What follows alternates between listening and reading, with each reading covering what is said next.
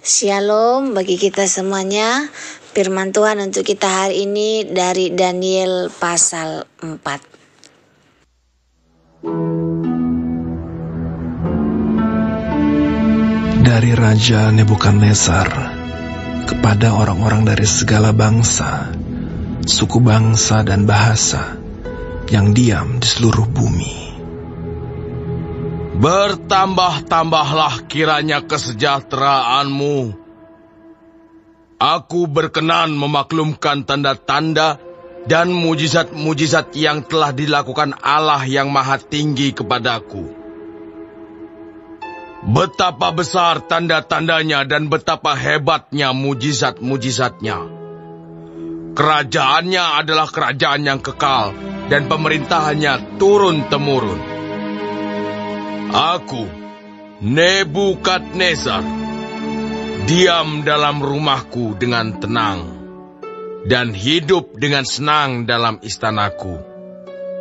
Lalu aku mendapatkan mimpi yang mengejutkan aku dan hayalanku di tempat tidurku, serta penglihatan-penglihatan yang kulihat menggelisahkan aku. Maka aku mengeluarkan titah bahwa semua orang bijaksana di Babel harus dibawa menghadap aku, supaya mereka memberitahukan kepadaku makna mimpi itu. Kemudian orang-orang berilmu, ahli jampi, para kasdim dan ahli nujum datang menghadap, dan aku menceritakan kepada mereka mimpi itu. Tetapi mereka tidak dapat memberitahukan maknanya kepadaku. Pada akhirnya, Daniel datang menghadap aku, yakni Daniel yang dinamai Belsazar menurut nama dewaku, dan yang penuh dengan roh para dewa yang kudus. Lalu kuceritakan kepadanya mimpi itu. Hai Belsazar, kepala orang-orang berilmu, aku tahu bahwa engkau penuh dengan roh para dewa yang kudus, dan bahwa tidak ada rahasia yang sukar bagimu. Sebab itu, inilah riwayat penglihatan mimpi yang kudapat, maka ceritakanlah kepadaku maknanya. Adapun penglihatan yang kudapat di tempat tidurku itu demikian. Di tengah-tengah bumi ada sebatang pohon yang sangat tinggi. Pohon itu bertambah besar dan kuat, tingginya sampai ke langit dan dapat dilihat sampai ke ujung seluruh bumi. Daun-daunnya indah, buahnya berlimpah-limpah. Padanya ada makanan bagi semua yang hidup. Di bawahnya, binatang-binatang di padang mencari tempat bernaung, dan di dahan-dahannya bersarang burung-burung di udara, dan segala makhluk mendapat makanan daripadanya. Kemudian dalam penglihatan yang kudapat di tempat tidurku itu, tampak seorang penjaga, seorang kudus, turun dari langit. Ia berseru dengan nyaring, demikian katanya. Tebanglah pohon itu dan potonglah dahan-dahannya. Gugurkanlah daun-daunnya dan hamburkanlah buah-buahnya. Biarlah binatang-binatang lari dari bawahnya dan burung-burung dari dahan-dahannya.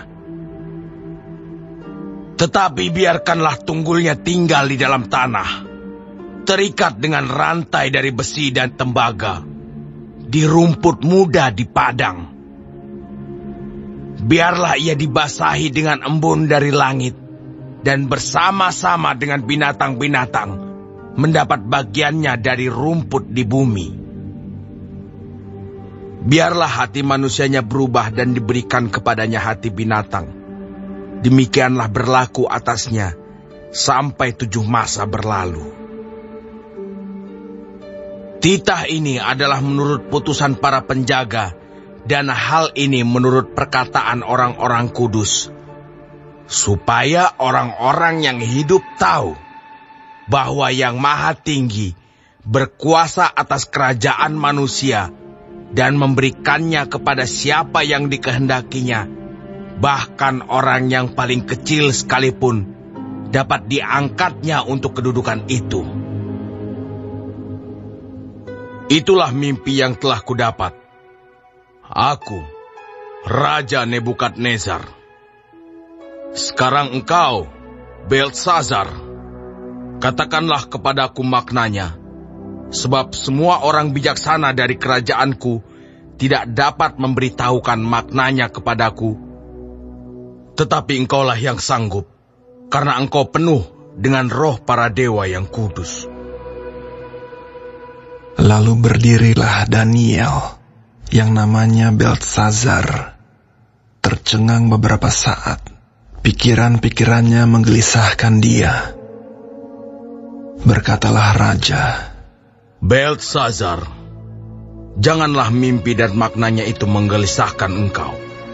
Beltsazar menjawab, Tuanku, biarlah mimpi itu tertimpa atas musuh tuanku, dan maknanya atas seteru tuanku. Pohon yang tuanku lihat itu, yang bertambah besar dan kuat, yang tingginya sampai ke langit, dan yang terlihat sampai ke seluruh bumi, yang daun-daunnya indah, dan buahnya berlimpah-limpah, dan padanya ada makanan bagi semua yang hidup, yang di bawahnya ada binatang-binatang di padang, dan di dahan-dahannya bersarang burung-burung di udara. Tuankulah itu, ya Raja. Tuanku yang telah bertambah besar dan kuat, yang kebesarannya bertambah sampai ke langit, dan yang kekuasaannya sampai ke ujung bumi. Tentang yang tuanku Raja lihat, yakni seorang penjaga, seorang kudus, yang turun dari langit, sambil berkata, Tebanglah pohon ini, dan binasakanlah dia. Tetapi biarkanlah tunggulnya ada di dalam tanah, terikat dengan rantai dari besi dan tembaga, di rumputmu dari padang, dan biarlah ia dibasahi dengan embun dari langit, dan mendapat bagiannya bersama-sama dengan binatang-binatang di padang, hingga sudah berlaku yang demikian atasnya, sampai 7 masa berlalu. Inilah maknanya, ya Raja. Dan inilah putusan yang maha tinggi mengenai tuanku Raja. Tuanku akan dihalau dari antara manusia, dan tempat tinggal tuanku akan ada di antara binatang-binatang di padang. Kepada tuanku akan diberikan makanan rumput, seperti kepada lembu. Dan tuanku akan dibasahi dengan embun dari langit.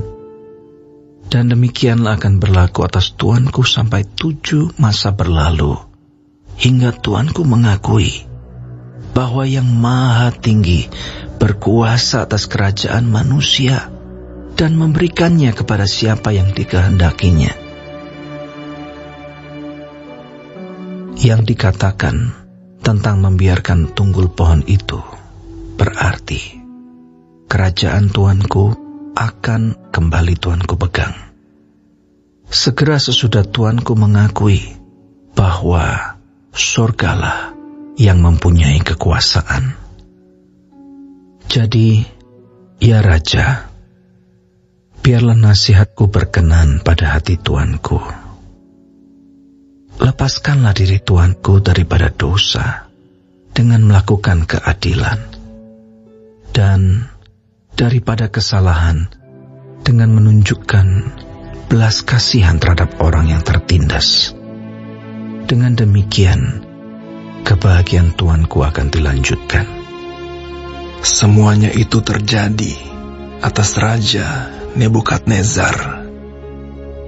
Sebab setelah lewat 12 bulan, ketika ia sedang berjalan-jalan di atas istana raja di Babel, berkatalah raja, Bukankah itu Babel yang besar itu, yang dengan kekuatan kuasaku dan untuk kemuliaan kebesaranku telah kubangun menjadi kota kerajaan? Raja belum habis bicara ketika suatu suara terdengar dari langit. Kepadamu dinyatakan, ya Raja Nebukadnezar, bahwa kerajaan telah beralih daripadamu. Engkau akan dihalau dari antara manusia, dan tempat tinggalmu akan ada di antara binatang-binatang di padang. Kepadamu akan diberikan makanan rumput seperti kepada lembu, dan demikianlah akan berlaku atasmu sampai 7 masa berlalu, hingga engkau mengakui bahwa Yang Maha Tinggi berkuasa atas kerajaan manusia dan memberikannya kepada siapa yang dikehendakinya. Pada saat itu juga terlaksanalah perkataan itu atas Nebukadnezar, dan ia dihalau dari antara manusia dan makan rumput seperti lembu, dan tubuhnya basah oleh embun dari langit, sampai rambutnya menjadi panjang seperti bulu burung Raja Wali, dan kukunya seperti kuku burung. Setelah lewat waktu yang ditentukan, aku, Nebukadnezar, menengadah ke langit, dan akal budiku kembali lagi kepadaku. Lalu aku memuji Yang Maha Tinggi, dan membesarkan dan memuliakan yang hidup kekal itu, karena kekuasaannya ialah kekuasaan yang kekal, dan kerajaannya turun-temurun. Semua penduduk bumi dianggap remeh. Ia berbuat menurut kehendaknya terhadap bala tentara langit dan penduduk bumi, dan tidak ada seorang pun yang dapat menolak tangannya dengan berkata kepadanya, "Apa yang kau buat?" Pada waktu akal budiku kembali kepadaku, kembalilah juga kepadaku kebesaran dan kemuliaanku untuk kemasyuran kerajaanku. Para menteriku dan para pembesarku menjemput aku lagi. Aku dikembalikan kepada kerajaanku, bahkan kemuliaan yang lebih besar dari dahulu diberikan kepadaku. Jadi sekarang aku, Nebukadnezar, memuji, meninggikan dan memuliakan Raja Sorga, yang segala perbuatannya adalah benar, dan jalan-jalannya adalah adil, dan yang sanggup merendahkan mereka yang berlaku congkak. Firman Tuhan yang sudah kita dengarkan dari Daniel pasal 4 ayat 1 sampai 37. Pasal ini merupakan kesaksian pribadi Raja Nebukadnezar yang menulis sendiri pengalaman rohaninya. Ia memulai dengan pujian kepada Allah Maha Tinggi, kemudian menceritakan mimpinya tentang pohon besar yang ditebang, penafsiran mimpi oleh Daniel, penggenapan nubuatan, dan akhirnya pertobatannya serta pemulihan. Mimpi pohon besar menggambarkan keagungan dan kekuasaan Raja Nebukadnezar yang menjulang tinggi dan memberi naungan bagi banyak bangsa. Namun karena kesombongannya ia diperingatkan melalui mimpi itu bahwa ia akan direndahkan dan hidup seperti binatang. Penafsiran Daniel menjelaskan ayat 20-27 menjelaskan bahwa Nebukadnezar akan dihalau dari tahtanya dan hidup seperti binatang selama 7 masa, sampai ia mengakui bahwa Tuhanlah yang memegang kekuasaan atas manusia. Dan penggenapan terjadi tepat seperti nubuatan. Dalam kesombongannya, sang raja menyatakan bahwa semua yang ada adalah hasil kekuatannya sendiri, ayat 30, maka hukuman Tuhan datang seketika. Pertobatan dan pemulihan. Setelah masa pengasingannya berakhir, Nebukadnezar menengadah ke langit, sebuah lambang pertobatan dan pengakuan akan kuasa Allah. Ia dipulihkan, bahkan mendapat kemuliaan lebih besar. Namun kini dengan hati yang merendah di hadapan Tuhan. Renungan dan aplikasinya bagi kita. Tuhan berdaulat atas semua kekuasaan manusia. Apapun posisi kita, tinggi atau rendah adalah anugerah, bukan hasil kekuatan sendiri. Dan kesombongan adalah awal dari kejatuhan. Tuhan yang terakhir, pertobatan membuka jalan pemulihan. Semoga diberkati Tuhan. Mungkin kita pernah jauh dari Tuhan, seperti Raja Nebukadnezar dengan kesombongannya. Tetapi pada akhirnya dia kembali, dia bertobat dan dia mendapatkan pemulihan. Ketika kita mau dipulihkan dalam kehidupan kita, mari kita datang kepada Tuhan, mengakui segala kekurangan kelemahan kita, bahkan dia akan memberikan yang terbaik seturut dengan kehendaknya. Terima kasih, Tuhan Yesus memberkati. Shalom.